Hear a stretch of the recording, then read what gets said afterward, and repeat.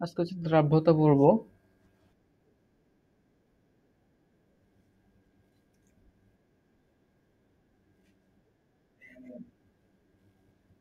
হ্যাঁ, দেখতেছো?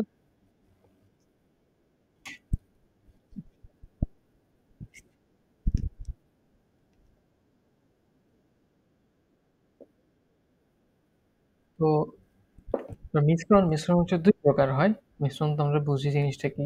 দুইটা জিনিস মেশাইলে যে জিনিসটা তৈরি হয় এটা হচ্ছে মিশ্রণ। মিশ্রণের মধ্যে দুইটা প্রকারভেদ আছে। একটা হচ্ছে অসমসত্ব মিশ্রণ আর একটা হচ্ছে সমসত্ব মিশ্রণ। অসমসত্ব মিশ্রণ হচ্ছে ধর পানি আর বালির মিশ্রণ। মানে পানির সাথে বালি অ্যাকচুয়ালি আসলে মিশে না, এদেরকে ইজিলি আলাদা করা যায়। আরো একটা উদাহরণ দিতে পারি, ঝালমুড়ি ধর। ঝালমুড়িতে চানাচুর, মুড়ি, তারপর আরো জিনিসপত্র যা থাকে সবগুলো কিন্তু মিশে, কিন্তু এগুলো আলাদা করা যায়। তো এটাকে বলা হয় অসমসত্ব মিশ্রণ। আর সমসত্ব মিশ্রণ হচ্ছে যেটা আলাদা করার কোনো ওয়ে নেই। ওয়ে অ্যাকচুয়ালি আছে, বাট আলাদা করা যায় না সহজে। ফর এক্সাম্পল, পানি আর চিনি শরবত, এবং এন্টার যে সলিউশন, ওখানে তুই যে কোনো জায়গা থেকে তুই যদি একটু মিশ্রণ নিস, দেখবি পানি আর চিনির অনুপাত সেম আছে। বুঝতে পারছিস?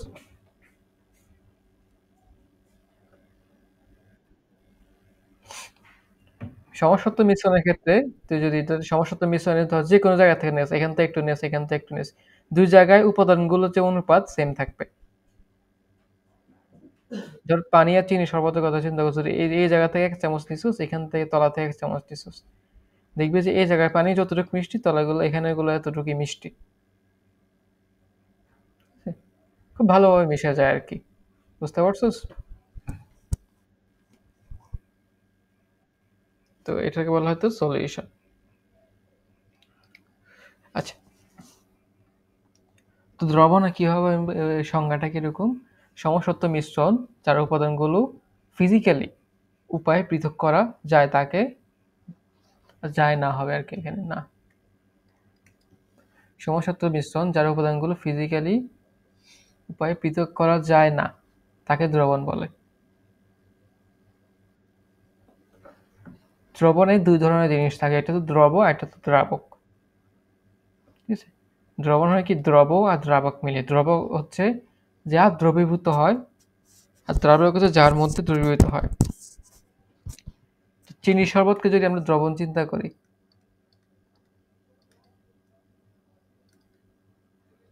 চিনি শরবতকে যদি আমি দ্রবণ চিন্তা করি, তাহলে চিনি হচ্ছে আমার দ্রব আর পানি হচ্ছে আমার দ্রাবক।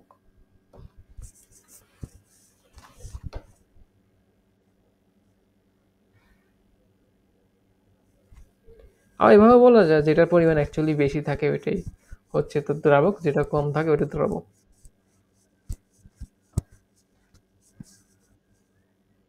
বুঝতে পারছস?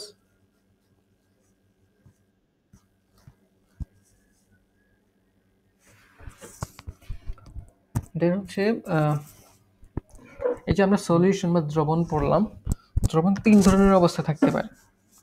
একটা হচ্ছে অসম্পৃক্ত, একটা হচ্ছে সম্পৃক্ত, আর একটা হচ্ছে অধিকৃপ্ত। তো অসম্পৃক্ত অবস্থা কেমন?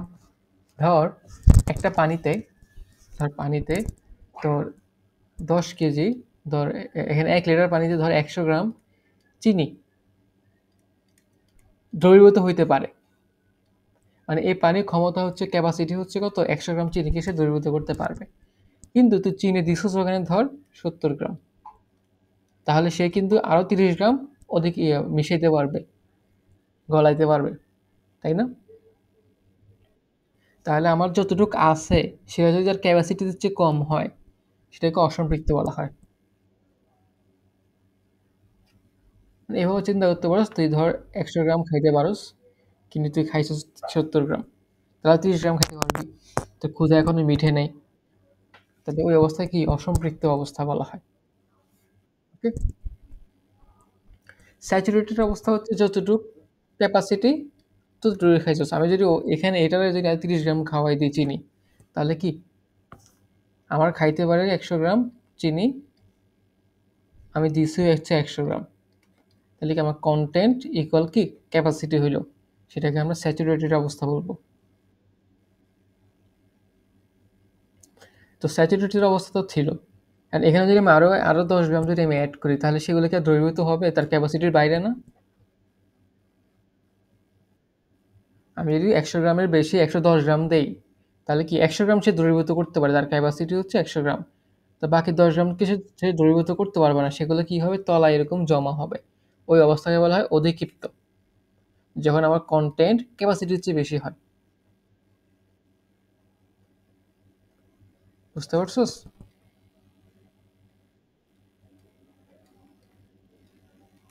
100 গ্রাম নিতে পারে, দিছি 110 গ্রাম, 10 গ্রাম অধিক্ষিপ্ত হবে।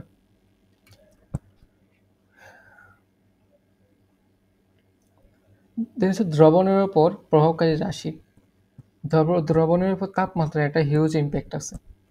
ব্যাপারটা কীরকম, আমি যদি তাপমাত্রা বাড়াই দিই, তাহলে আমার একটা দ্রবণের কোনো কিছু দ্রবীভূত করার ক্ষমতা বৃদ্ধি পায়।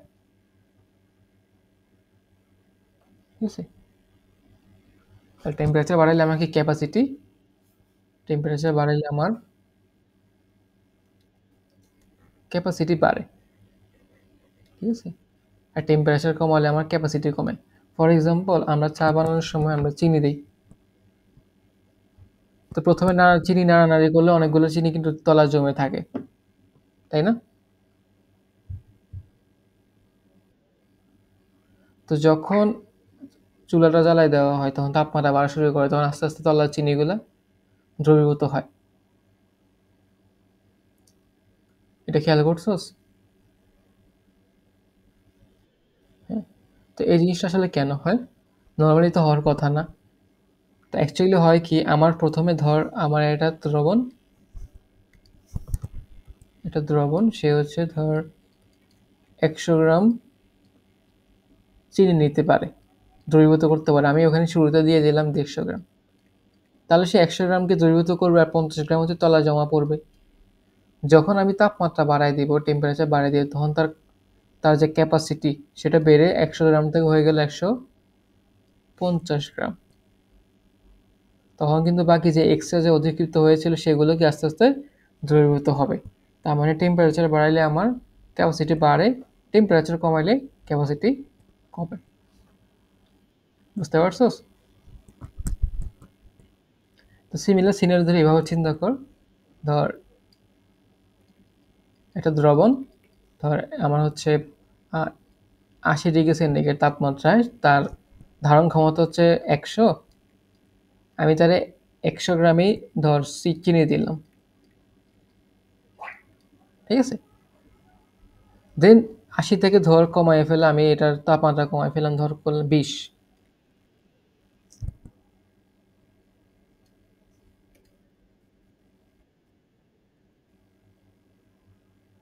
আসতে এবার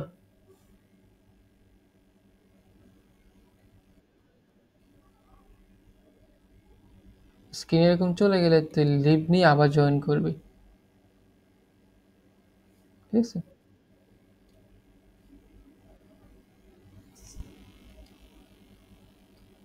হুম, যেটা বলতেছিলাম, ধর কোন একটা দ্রবণে তার সেটা ধারণ ক্ষমতা হচ্ছে 100 গ্রাম, আমি দিয়েছিও 100 গ্রাম, তখন তার তাপমাত্রা ছিল 80 গ্রাম, 80 ডিগ্রি সেন্টিগ্রেড।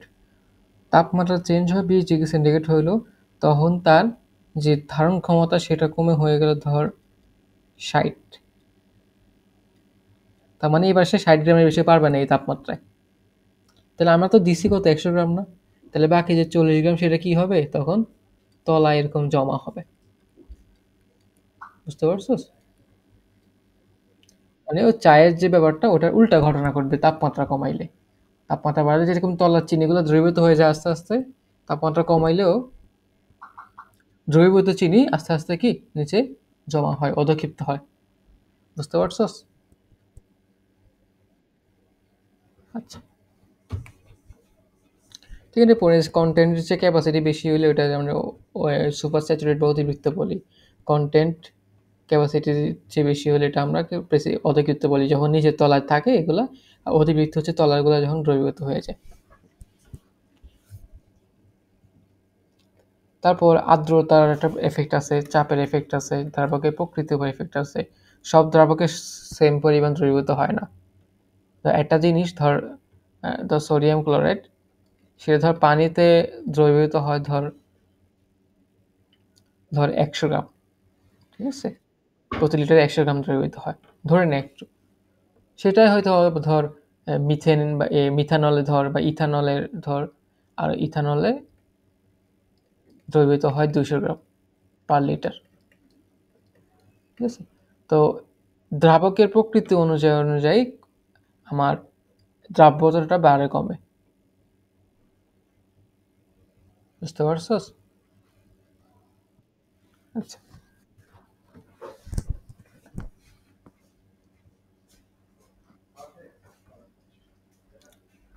তো দ্রাব্যতা আমরা কয় ধরনের, 3 ধরনের সংজ্ঞা আছে এখানে, আরো সংজ্ঞা থাকতে পারে। তো সংজ্ঞা নিয়ে ভয় পাওয়ার কিছু নাই আসলে, একক দেখলেই বোঝা যায় দ্রাব্যটার সংজ্ঞাটা কেমন হবে। তো প্রথম সংজ্ঞা আছে এরকম, ধরে ধরা যায় সম্পৃক্ত দ্রবণের 100 গ্রাম দ্রাবকে দ্রব যত গ্রাম, ঠিক আছে? দ্রবণ না, দ্রাবকের পরিমাণ মানে 100 গ্রাম দ্রাবকে দ্রব যত গ্রাম থাকে।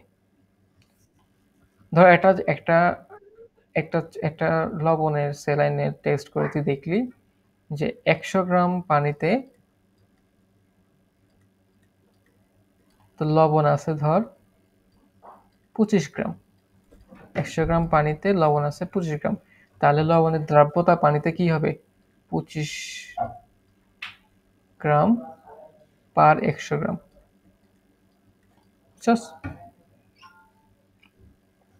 এই যেখানে একটা এক্সাম্পল দেওয়া আছে, 200 গ্রাম পানির সাথে 72 গ্রাম সোডিয়াম ক্লোরাইড মেশালে যদি সম্পৃক্ত দ্রবণ তৈরি হয়, তবে বলা যায় সোডিয়াম ক্লোরাইডের দ্রাব্যতা 36 গ্রাম। কারণ কিভাবে হিসাব করছে, 200 গ্রামে আমার মিশছে কত? 72 গ্রাম। তাহলে 100 গ্রামে কত মিশবে? অবভিয়াসলি 36 গ্রাম, ঠিক আছে? এখানে মনে রাখতে হবে 100 গ্রাম কিন্তু দ্রাবকের পরিমাণ, দ্রবণ নয়। দ্রবণ হচ্ছে দ্রাবক আর দ্রব দুটো মিশালে যেটা হয় এটা দ্রবণ। এই জিনিসটা মাথায় রাখতে হবে, ওকে? আর নিচেরগুলো হচ্ছে দ্রবণের উদাহরণ। 1 লিটার সম্পৃক্ত দ্রবণের মধ্যে যত গ্রাম দ্রব আছে, ঠিক আছে? যেমন ধর 720 গ্রাম সোডিয়াম ক্লোরাইড মিশিয়ে 2 লিটার সম্পৃক্ত দ্রবণ তৈরি করা হয়। তাহলে আমরা এভাবে লিখব, 2 লিটার দ্রবণে সোডিয়াম ক্লোরাইড আছে কত? 720 গ্রাম। তাহলে 1 লিটার দ্রবণে সোডিয়াম ক্লোরাইড আছে কত? 360 গ্রাম, ঠিক আছে? এককটা দেখলে বোঝা যায় 360 গ্রাম পার লিটার, তার মানে প্রতি লিটার দ্রবণে আমার দ্রব আছে 360 গ্রাম, ঠিক আছে? এখানে কিন্তু হিসাবটা দ্রবণে, দ্রাবক না, ওকে? এরপর একটা হচ্ছে মোল দিয়ে হিসাব, এটা সবচেয়ে বেশি পপুলার এবং এটা বেশি ইউজ করা হয়। 1 লিটার সম্পৃক্ত দ্রবণে যত মোল দ্রব আছে, ফর এক্সাম্পল পানির সাথে 18 মোল সোডিয়াম ক্লোরাইড মিশিয়ে 2 লিটার সম্পৃক্ত দ্রবণ তৈরি হলে বলা যায়, দেখো 2 লিটার সম্পৃক্ত দ্রবণ তৈরি করতে আমার 18 মোল লাগছে, 1 লিটার সম্পৃক্ত দ্রবণ তৈরি করতে আমার 9 মোল লাগবে। তো সোডিয়াম ক্লোরাইডের দ্রাব্যতা হচ্ছে 9 মোল পার লিটার, মানে প্রতি লিটার দ্রবণ সম্পৃক্ত দ্রবণ তৈরি করতে আমার 9 মোল লাগে, বুঝতে পারছো? প্রতি লিটার সম্পৃক্ত দ্রবণ তৈরি করতে আমার 9 মোল লাগে, এটা হচ্ছে প্রতি লিটার সম্পৃক্ত দ্রবণ করতে আমার 360 গ্রাম লাগে। প্রথম সমস্যা দেখ, প্রবলেমটা দেখ।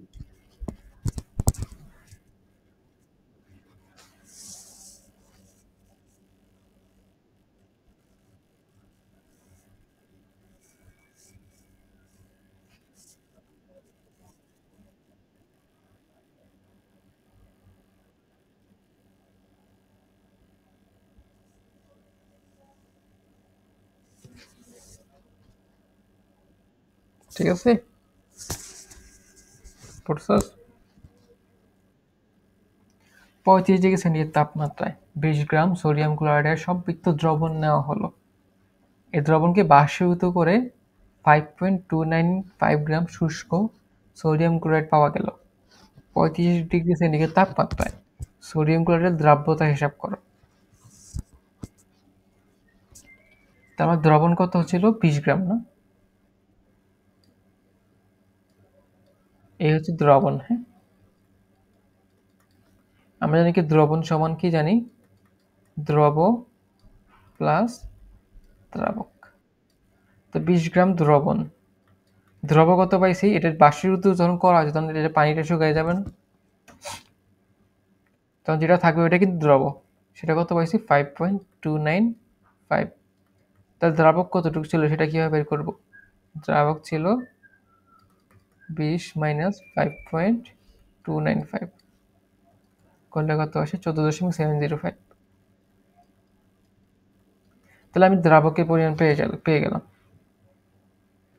এই যে এই একক হিসাব করতে বলছে, 100 গ্রাম দ্রাবকের হিসাব করতে বলছে কিন্তু। তাহলে আমি কি লিখতে পারি যে 14.705 গ্রাম দ্রাবকে, এই যে দ্রাবকের দ্রব মিশ্রিত হচ্ছে কত? 5.259 গ্রাম। তাহলে দেন 1 গ্রামের জন্য কত, 100 গ্রামের জন্য কত সেটা হিসাব করলাম। ঠিক আছে, এককটা কিন্তু 100 গ্রাম দ্রাবকে কত গ্রাম দ্রব্য আছে সেটার হিসাব, সেটা কিন্তু এককটা। একক থেকেও কিন্তু ম্যাথটা কিভাবে করতে হবে বোঝা যায়। ওকে, 36.0 গ্রাম, 01 গ্রাম। পরটা দেখ, এটা একটু পর।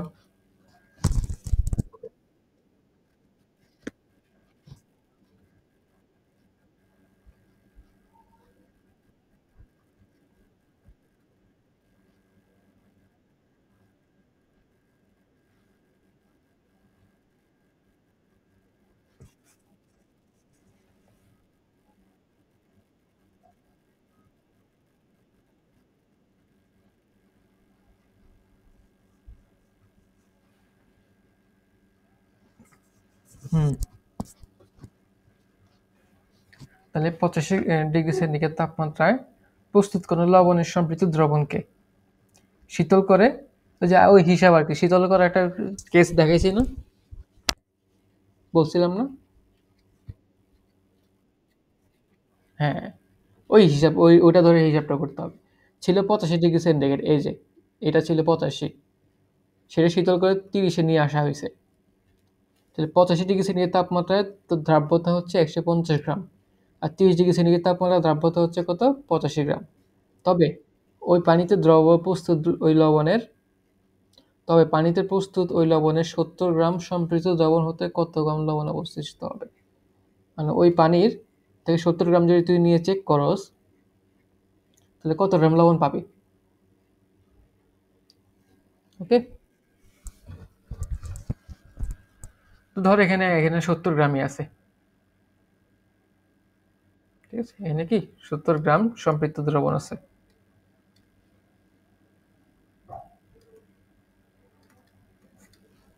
তাপমাত্রা হচ্ছে 85 ডিগ্রি সেন্টিগ্রেড, আর দ্রাব্যতা কত? 150।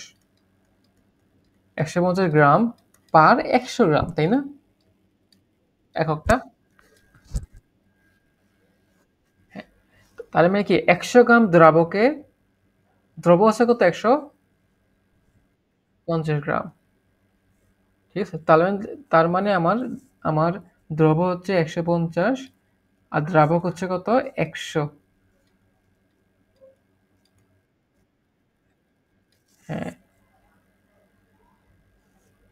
এটাই দেখাইছে আর কি, এটা ম্যাথ দেখাইছে আর কি। নর্মালি দ্রাবকই বেশি হয়, দ্রব কম হয়।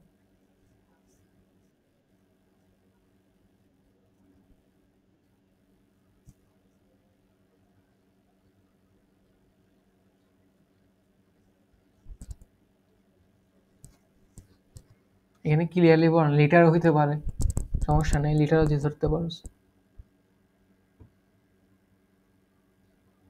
আচ্ছা, এরপর আমরা দেখি।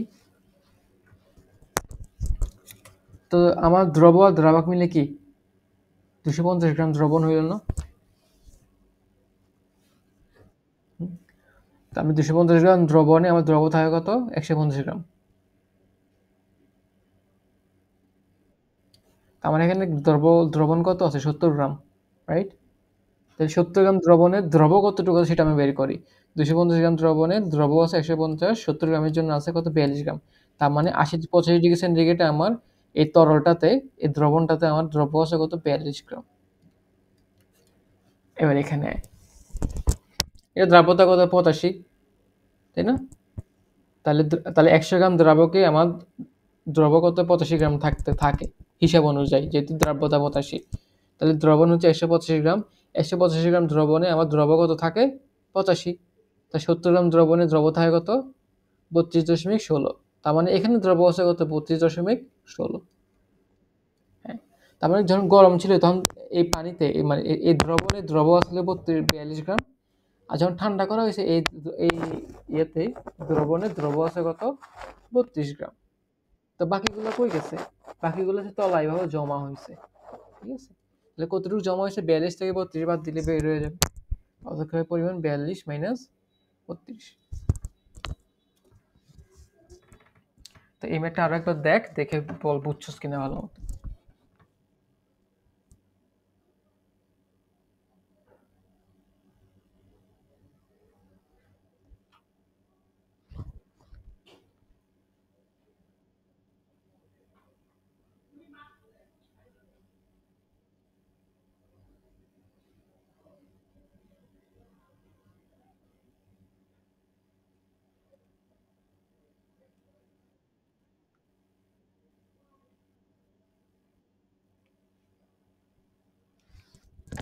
ওকে,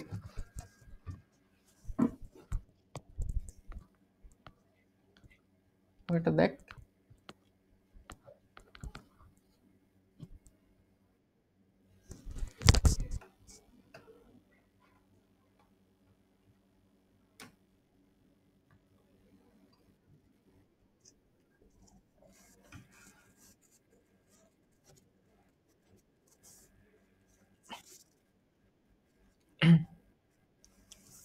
আচ্ছা আচ্ছা, এটা এটা হচ্ছে আমরা নতুন জিনিস পড়ি। তো ধর আমরা যে কোনো একটা লবণ আমি যদি চিন্তা করি, ধর ক্যালসিয়াম নাইট্রেট চিন্তা কর, ঠিক আছে? ওটা দ্রবণ আসলে কিভাবে থাকে? ক্যালসিয়াম আয়ন হিসেবে থাকে,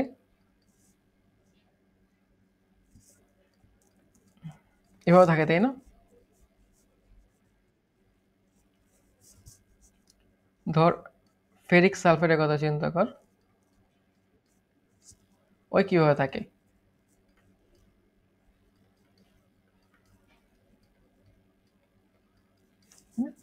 এখানে আয়রনের যোজনী কত 3, সালফেটের যোজনী কত 2। 3 প্লাস হয়েছে এই জন্য 2 মাইনাস হয়েছে, -2 হয়েছে, 2 মাইনাস। এতটুকু তো জানোস, পারস, বুঝোস। হুম, হ্যাঁ। তাহলে এখানে সমতা করতে হবে, এখানে আয়রন কত 2টা আছে না, তাহলে 2 দিয়ে সমতা করতে হবে। এখানে 3 আছে, 3 দিয়ে সমতা করতে হবে, তাই না? আরেকটা উদাহরণ বল। ক্যালসিয়াম ক্লোরাইডের কথা চিন্তা কর, সেটা কিভাবে বিভাজিত হয়? Calcium 2 plus chlorine minus, chlorine 2টা আছে তাহলে 2, ক্যালসিয়াম একটা 1।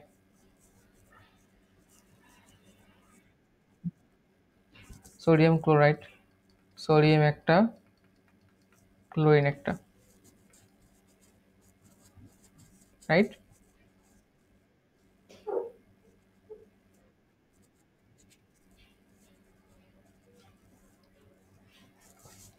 তো এখন তো এটা কিভাবে বিভাজিত হয় সেটা তো বুঝোস। ধর একটা লবণের সাধারণ সংখ্যা, ধর এটা এমপি এ কিউ। এম হচ্ছে এটা তো মেটাল, এটা মেটাল পার্ট, ধাতব পার্ট, আর এটা হচ্ছে কি তোর অধাতব পার্ট, নন মেটাল পার্ট, বুঝছস? তো এখন ধাতব পার্ট কি 2টা আছে না, তার 2টা এখানে আয়নের সময় কি পি সামনে চলে আসবে। এখন ধাতবের আধান কিন্তু কিউ হয়, কিউ প্লাস। এনআয়ন যেটা সেটা এ, তার সে যত সংখ্যা আছে কিউ সংখ্যক আছে, তাহলে কিউ সামনে আসবে, আর তার আধান হচ্ছে পি, পি মাইনাস হবে। এই জিনিসটা তো বুঝোস। যেটা আমরা এখানে দেখাইছি আর কি। তো এই দ্রবণের আয়নিক গুণফল হচ্ছে যে কোনো অবস্থায় তাদের যে আধানগুলা আছে বা আয়নগুলা আছে তাদের গুণফল, ঘনমাত্রার গুণফল, সেটাকে কি বলা হয়? আয়নিক গুণফল বলা হয়। ফর এক্সাম্পল ধর এই ফেরিক সালফেটের কথা চিন্তা কর, এখানে কি আধান কি আছে? Fe3+ আছে আর SO4 2- আছে। এটার ঘনমাত্রার গুণফলটা হচ্ছে কি KIP। আর জাস্ট তোর এটার ঘনমাত্রা, এটার আধান এটা দুইটা ছিল না, ফেরিক 3+ দুইটা ছিল না, Fe3+, তাহলে পাওয়ার হবে 2। আর SO4 তিনটা ছিল, পাওয়ার হবে 3।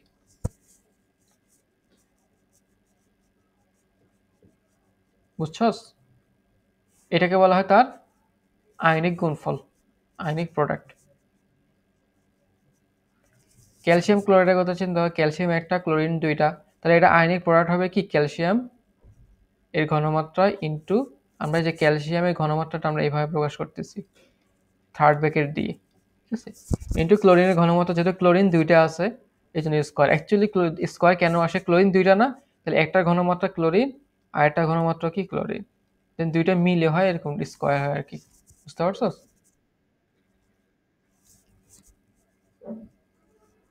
গুণ তো গুণ হয়ে যদি এখানে তিনটা ছিল, দুইটা ছিল, এজন্য দুইটা গুণ হয়ে স্কোয়ার হয়ে গেছে। এখানে তিনটা ছিল, তিনটা গুণ হয়ে কিউব হয়ে গেছে। ক্যালসিয়াম নাইট্রেট এবং সোডিয়াম ক্লোরাইড উভয় মিশ্রণে ক্যালসিয়াম 2+ এর ঘনমাত্রা 1.5 মোলার এবং ক্লোরিনের পরিমাণ 4 মোলার হলে ক্যালসিয়াম ক্লোরাইড দ্রবণে আয়নিক গুণফল বের করো।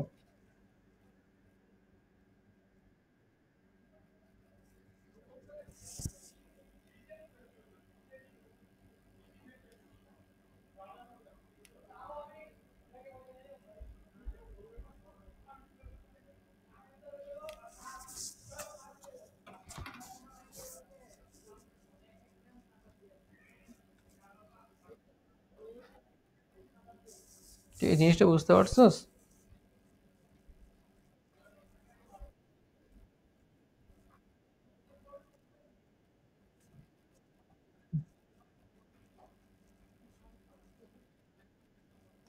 হ্যাঁ, হ্যাঁ।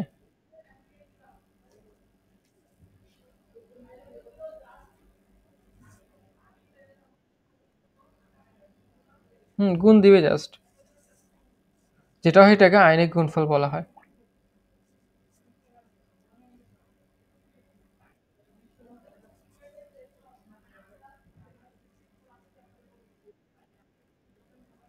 কি হবে আয়নিক গুণফল আর কি, আয়নিক প্রোডাক্ট।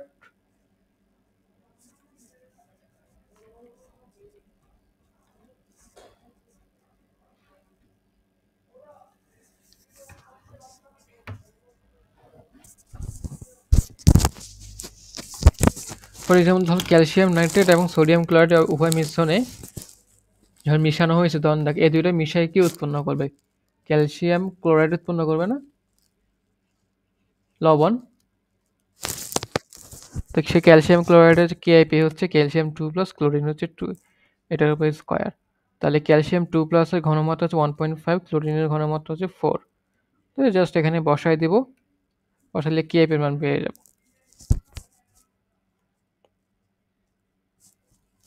কেআইপি হচ্ছে জাস্ট তোর আধানগুলো, যে লবণের আধানগুলো ঘনমাত্রা গুণফল, এটা দ্বারা আমরা ক্যারেক্টারিস্টিক বুঝতে পারি আর কি।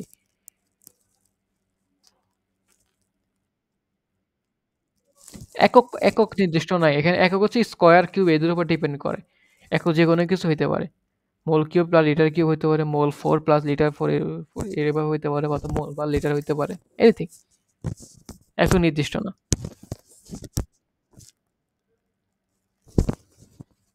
দিবি না কেন? এখানে এটা হচ্ছে মোল পার লিটার, এখানে মোল পার লিটারের উপর স্কয়ার আছে, দুইটা মিলে কিউব হবে না? কিউব আর কি, না পারার তো কথা না। এটা একক কি মোল পার লিটার না, আর এটার একক হচ্ছে মোল পার লিটার, আর আছে কি স্কয়ার, দুটো গুণ হয়ে কি মোল কিউব আর লিটার কিউব হবে। তো যাই হোক, এরপর আমরা আয়নিক গুণফল শিখলাম, এরপর দ্রাব্যতা গুণফল শিখি। দ্রাব্যতা গুণফল আর আয়নিক গুণফল একদম সেম জিনিস।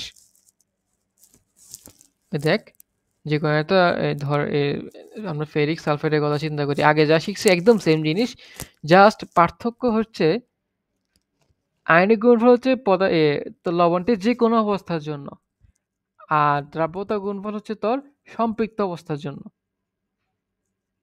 ঠিক আছে, মানে আয়নিক গুণফলের একটা স্পেশাল টাইপ হচ্ছে কি সম্পৃক্ত অবস্থা।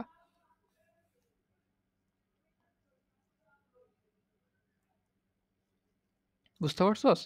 আমি যদি আয়নিক গুণফলকে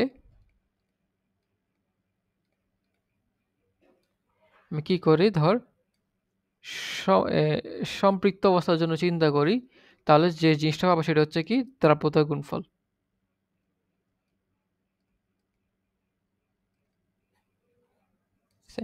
বলতে পারো যে দ্রাব্যতা গুণফল, তাহলে দ্রাব্যতা তো নাই, এখন তো ঘনমাত্রার গুণফল আমি লিখতেছি, তাই না? কারণ সম্পৃক্ত অবস্থায় তোর যে আয়নের যে ঘনমাত্রা গুলা, সেটা হচ্ছে তার দ্রাব্যতা সমান। তার দ্রাব্যতার সংজ্ঞা কি ছিল আমাদের, যে প্রতি লিটারে কত মোল থাকে, তাই না? সম্পৃক্ত অবস্থায় প্রতি লিটারে কত মোল থাকে, সেটা কিন্তু তার ঘনমাত্রা, রাইট?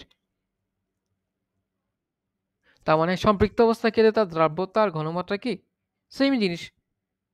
মূলত আমরা দ্রাব্যতার সংজ্ঞাটা কি পড়ছিলাম, যে সম্পৃক্ত অবস্থায় কোন একটা জিনিস, দ্রবণে কোন একটা জিনিসের যে ঘনমাত্রাটা, সেটা হচ্ছে কি তার দ্রাব্যতা, রাইট? ফর এক্সাম্পল, সম্পৃক্ত অবস্থায় ধর কোন একটা দ্রবণে ধর ক্যালসিয়াম 2+ আছে, কত, ধর 4 মোল পার লিটার। এটা তো ঘনমাত্রা অবভিয়াসলি, কিন্তু এটাই কিন্তু তার দ্রাব্যতা এস, তারপর তাকে এস দ্বারা রিপ্রেজেন্ট করা হয়। তার মানে আমি এই জিনিসগুলোকে আমি কি এস দ্বারা কি রিপ্লেস করতে পারবো? আচ্ছা, এই জন্য এটার নাম দ্রাব্যতা গুণ রয়েছে। এই যে এখান থেকে কোনো দ্রবণে আয়নিক গুণফল হলো বর্তমান অবস্থা দ্রবণটির বিদ্যমান আয়নগুলোর গুণফল, আর অপর দিকে কোনো দ্রবণের দ্রাব্যতা গুণফল হলো সম্পৃক্ত অবস্থায় নিলে দ্রবণটির থাকা আয়নগুলোর গুণফল। কাজে সকল দ্রাব্যতার গুণফলই আয়নিক গুণফল, কিন্তু সকল আয়নিক গুণফল দ্রাব্যতা গুণফল না। ঠিক আছে, তো আয়নিক গুণফল আর দ্রাব্যতা গুণফল একটা ম্যাথ করলে ব্যাপারটা ক্লিয়ার হয়ে যাবে। এর এর মধ্যে কিছু এটা সমান কি সমান না, এটা দ্বারা কিছু জিনিস বোঝা যায়। যদি কেআইপি আয়নিক গুণফল আর কেএসপি সমান হয়, তার মানে বুঝতে পারি সম্পৃক্ত দ্রবণ। আর যদি কেআইপি কম কেএসপি বেশি, তাহলে বুঝতে হবে অসম্পৃক্ত। যদি কেআইপি বেশি আর কেএসপি কম, সেটা বুঝতে হবে কি অধক্ষিপ্ত। হ্যাঁ, তাহলে অধক্ষিপ্ত হওয়ার শর্ত কি, কেআইপি কম হইতে বেশি হইতে হবে কেএসপির চেয়ে, এটা হচ্ছে অধক্ষিপ্ত হওয়ার শর্ত। এটা মাথায় রাখবে, এটা অঙ্ক করতে কাজে লাগে। এই যে ফর এক্সাম্পল ধর, আমাদের একটা আমি উদাহরণ দিই, একটা ফেরিক ক্লোরাইডের কথা উদাহরণ দিই, ফেরিক সালফেটের কথা।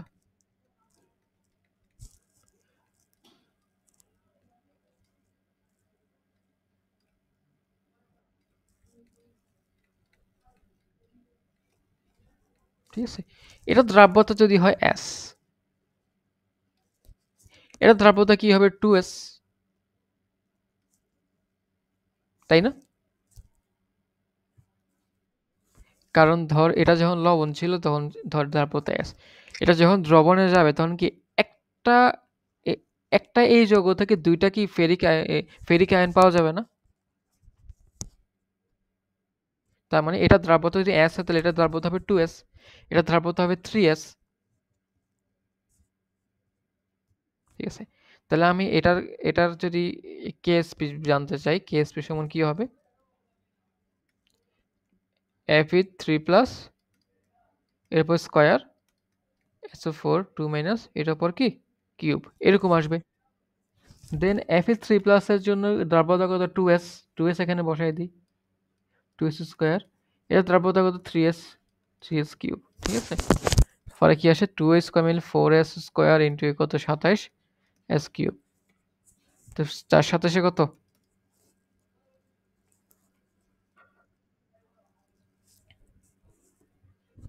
108 না, 108 S5, এটা হচ্ছে কি তার দ্রাব্যতার গুণফল।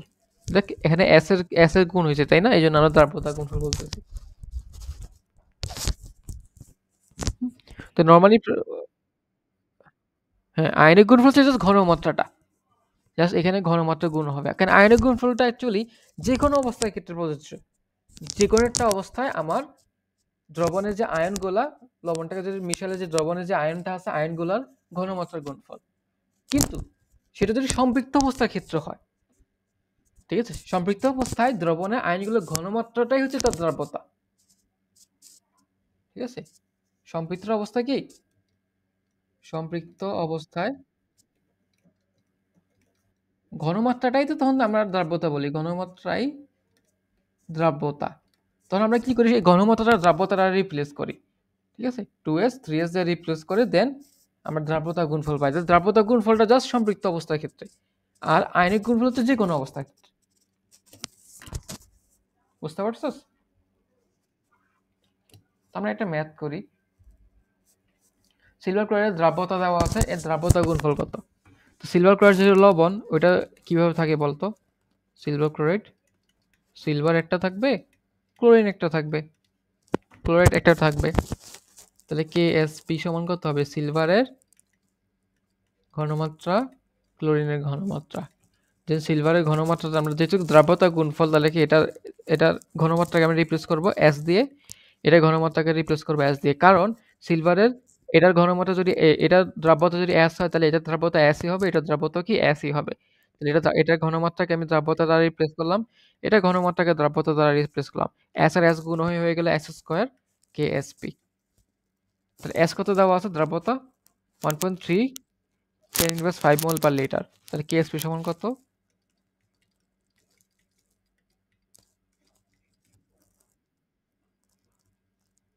বলে একটা অ্যান্সার আসবে। বুঝতে পারছস? ওকে, এবারে দেখ 25 ডিগ্রি সেন্টিগ্রেড তাপমানে অ্যালুমিনিয়াম হাইড্রোক্সাইডের দ্রাব্যতা গুণফল দেওয়া আছে, দ্রাব্যতা বের করতে হবে, এক্স এর মান বের করতে হবে। তো আমরা জানি অ্যালুমিনিয়াম হাইড্রোক্সাইড কিভাবে থাকে, অ্যালুমিনিয়াম 3+ আর 3 OH থাকে। এখন ওর দ্রাব্যতা যদি এস হয়, তাহলে ওর দ্রাব্যতা এস, কারণ 1 মোল অ্যালুমিনিয়াম হাইড্রোক্সাইড থেকে 1 মোল অ্যালুমিনিয়াম আয়নই হয়। কিন্তু 1 মোল অ্যালুমিনিয়াম হাইড্রোক্সাইড থেকে 3 মোল অ্যালুমিনিয়াম হাইড্রোক্সাইড আয়ন হয়, তাই না? তাহলে এখানে এটা দ্রাব্যতা কত, 3s। তাহলে কেএসপি সূত্র জেনারেলি এটা, অ্যালুমিনিয়ামের জায়গায় আমি বসাবো এস, আর ওএইচ এর জায়গায় বসাবো 3s, উপরে কিউব। তাহলে কত আসে, 27s4। সেটা ইকুয়াল তুই ইয়ে দিয়ে বাকিটা করে ফেলি, এস এর মান বের করবি। বুঝছস?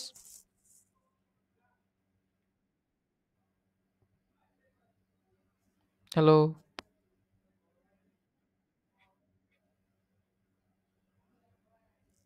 এটা দেখ,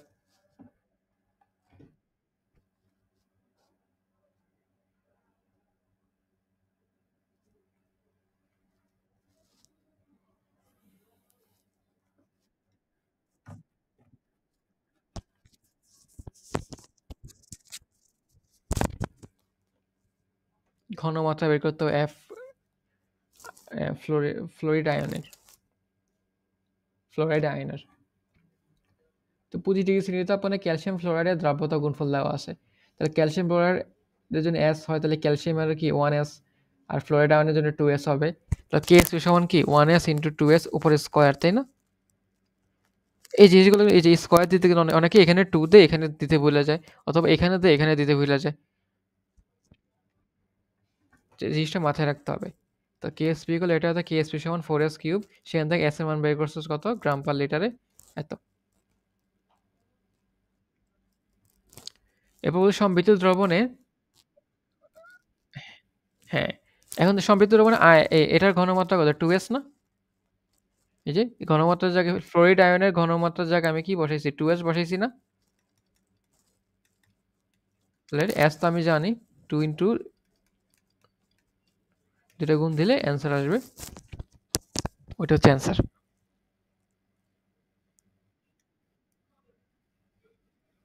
হুম,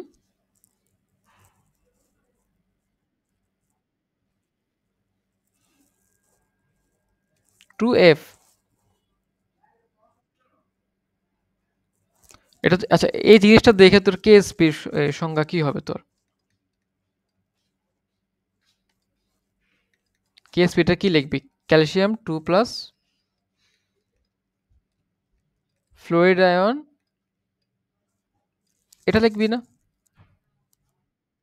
দেন ফ্লুইড আয়নের পরিবর্তে কি লিখবি? 2s। এটার পরিবর্তে কি লিখবি? s উপরে স্কয়ার, যেটা ওরা লিখছে। তাহলে ফ্লুইড আয়নের পরিবর্তে 2s লিখছস, তাহলে ফ্লুইড আয়নের ঘনমাত্রা হবে 2s। ঠিক আছে? আর ওখানে গ্রাম পার লিটার, এটার তুই ওই এটার যে আণবিক ভর ওটা দিয়ে ভাগ দিলে তোর মোল পার লিটার বের হয়ে যাবে। তোর মোল পার লিটার বের করে 2 দিয়ে গুণ দিবি আর কি। বুঝছস?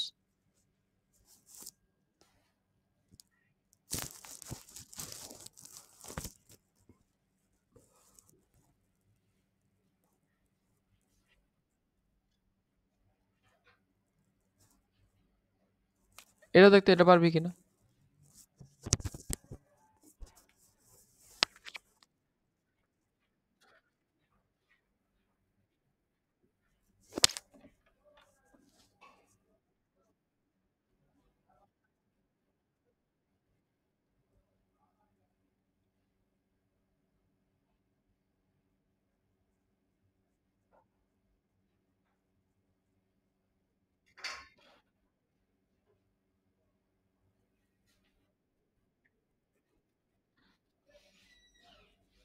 হুম, দ্রাব্যতা গুণফল মানে কি আসবি?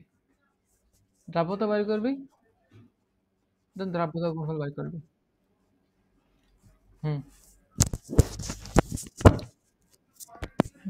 অ্যালুমিনিয়াম হাইড্রোক্সাইড দেওয়া, এটার জন্য এটা লিখবি। মানে প্রত্যেক ম্যাথে তোর এই জিনিসটা লেখাই লাগবে, তাহলে ইজি হয়ে যাবে। OH এর জন্য কত ঘনমাত্রা কি 3s লেখা যায়? তোর OH এর ঘনমাত্রা দেওয়া আছে, তাহলে এখানে 3 দিয়ে ভাগ দিয়ে কি s এর তার দ্রাব্যতা বের করতে পারবি।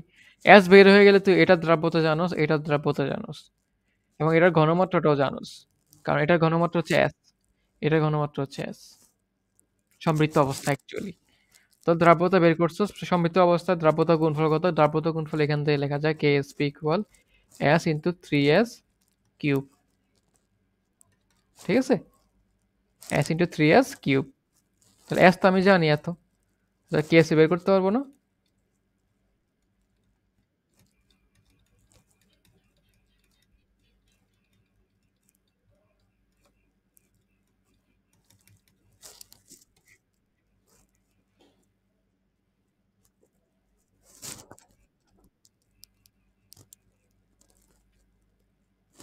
এই প্রশ্নটা পর।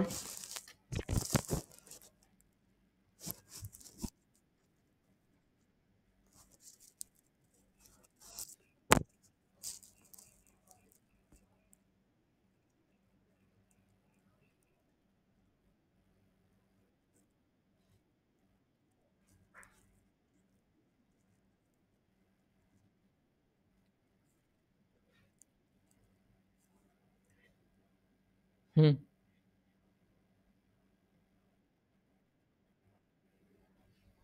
আচ্ছা, এটা হচ্ছে তোর নতুন টাইপের ম্যাথ, এটা হচ্ছে অদক্ষেপ তৈরি হবে কিনা, এটা চেক করতে হবে। বুঝছস? তো আমরা একটু ইয়ে দেখি।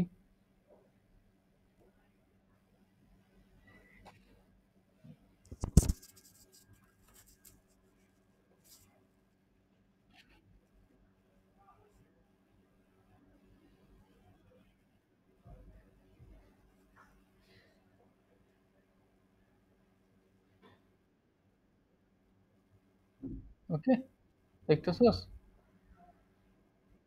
হ্যাঁ, প্রশ্নটা পর, 25 ডিগ্রি সেন্টিগ্রেড তাপমাত্রা সিলভার ক্লোরাইড কিন্তু একটা লবণ। হ্যাঁ, এর 100 ml এত দ্রবণের সাথে 0.03 ক্যালসিয়াম ব্রোমাইডের 100 ml দ্রবণ যোগ করা হয় সিলভার ব্রোমাইড একটা লবণ, এর অদক্ষেপ তৈরি হবে কিনা। তুই চিন্তা কর, এখানে কিছু জিনিসপত্র দেওয়া আছে। তো বুঝতে পারতেছি যে আমাদের এখানে দুইটা জিনিস, একটা হচ্ছে এক পাত্র, আর একটা হচ্ছে অন্য পাত্র। এই পাত্রে আমার আছে কত? Silver chloride. এই পাত্রে আমার আছে কত? Silver bromide. ওকে, প্রশ্ন বলে বোঝানো হচ্ছে দুইটাকে মেশানো হয়েছে, দ্রবণ যোগ করা হয়েছে। এটা এটার যে এটার যে আয়তন সেটা হচ্ছে 100 ml। এটার আয়তন কত?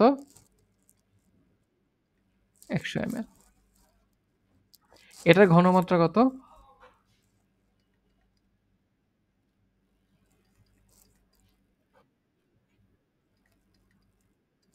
বলা। এটার ঘনমাত্রা কত?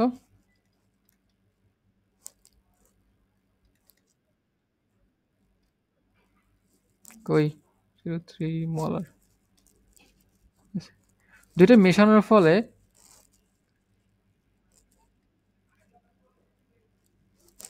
এখানে এই পাত্র আমরা মিশাইলাম, তাহলে এই পাত্রের আয়তন কত হবে? তাহলে 100 মিলে কত হবে? সলিউশনের 100 প্লাস 100 200 ml।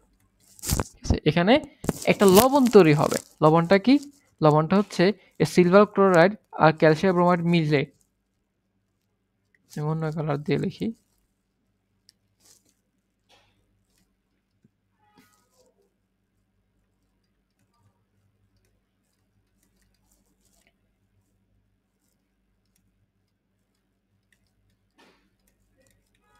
এটা তৈরি হবে।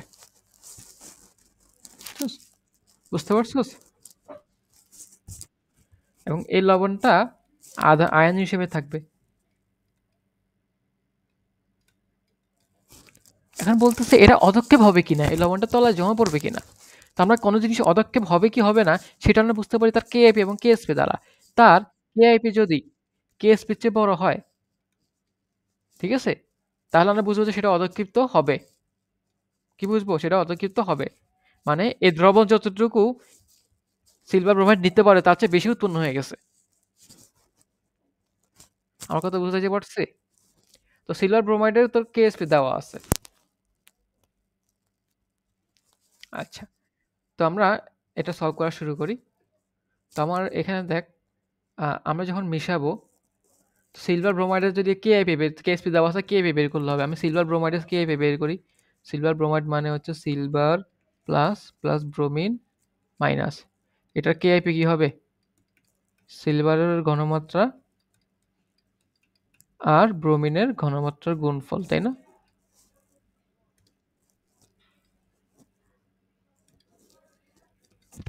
সিলভারের ঘনমাত্রা কিভাবে বের করব? সিলভারটা কি ওর থেকে আসছে না মিশ্রণে? হ্যাঁ, এখন দেখ সিলভারের এইখানে এটা তো দ্রবণে ছিল, এখানেও সিলভার দ্রবণ ঘনমাত্রা দ্রবণে আয়ন হিসেবে ছিল, ঠিক আছে।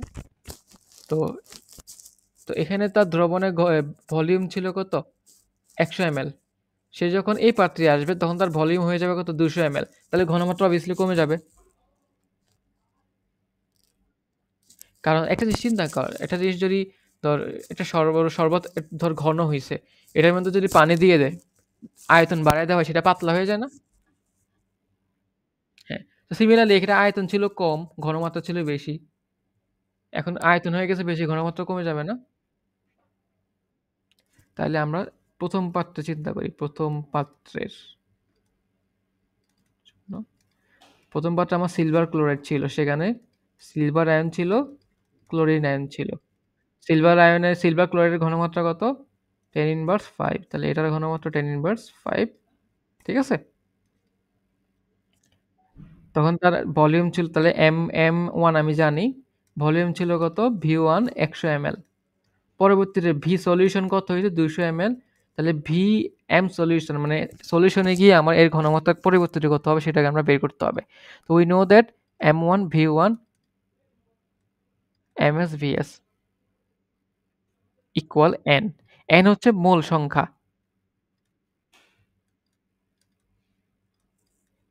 কারণ দেখ, আমি যে পানি বাড়াইছি মানে জিনিসটার আয়তন বাড়াইছে, বাট যে পরিমাণ সিলভার আধান ছিল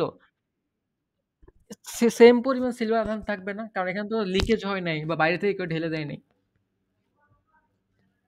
রাইট? ঠিক আছে, এটাতে মোল সংখ্যা সেম থাকবে, এই জন্য আমি মোল সংখ্যা সমান M1 V1 MS BS লিখতে পারছি।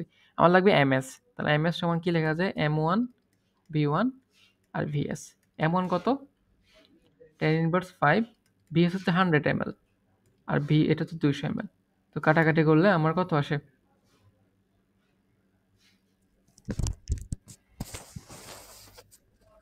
0.5 ইন্টু 10^5 মোলার। তাহলে আমি কি পেয়ে গেলাম? এমএস হচ্ছে সলিউশন এ সিলভার আয়নের ঘনমাত্রা।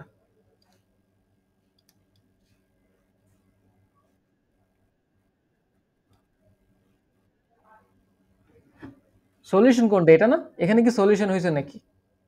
সলিউশন এটা, এখানে এখানে আমরা মিক্স করছি। ঠিক আছে, মিক্স করার ফলে আয়তন বেড়ে গেছে, ফলে ঘনমাত্রা চেঞ্জ হয়ে যাবে, সেই ঘনমাত্রাটা আমরা বের করছি এখানে। বুঝতে পারছস?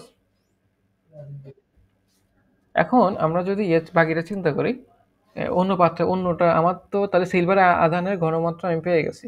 ব্রোমিন আধানের জন্য আমার বের করতে হবে। তো ব্রোমিনের ক্ষেত্রে দেখ, চিন্তা কর, আগে ছিল ক্যালসিয়াম ব্রোমাইড, আগেরটাতে ক্যালসিয়াম আধান ছিল, ব্রোমিন আধান ছিল, ঠিক আছে?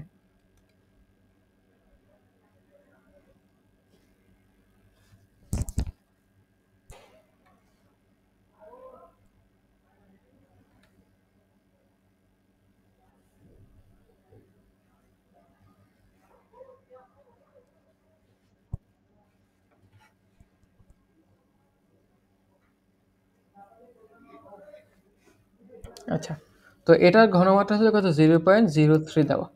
তাহলে এটার ঘনমাত্রা 0.03 হবে ক্যালসিয়াম আয়নের। আর ব্রোমিন যেহেতু দুইটা করে আছে, তাহলে কি 2 ইন্টু 0.03 হবে, তাই না? দেন এটাকে দ্রবণে আসে, এটা কিন্তু দ্রবণের আগের অবস্থা। দেন দ্রবণে আসলে, দ্রবণে আসলে চেঞ্জ হয়ে যাবে। সেটাকে আমরা এভাবে চিন্তা করি, MS two into VS two equal M2 into V2। তো MS2 সমান কি হবে?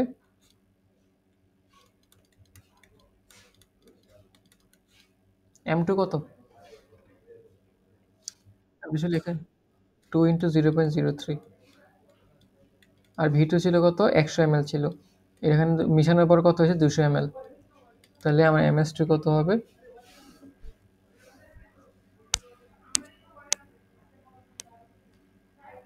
0.03 হবে, ঠিক আছে? তার মানে আমার ব্রোমিন আধানের ঘনমাত্রা আমি কি বের করে ফেলছি? তাহলে আমি কি সিলভারটা জানি, ব্রোমিনটা জানি, কেএপি বের করা যাবে না?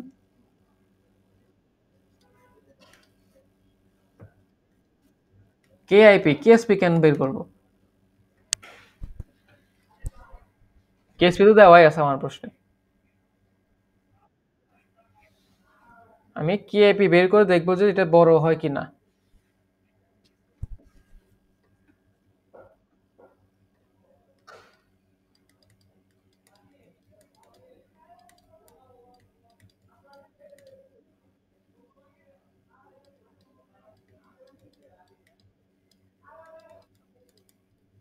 গুণ দিলে কত আসে?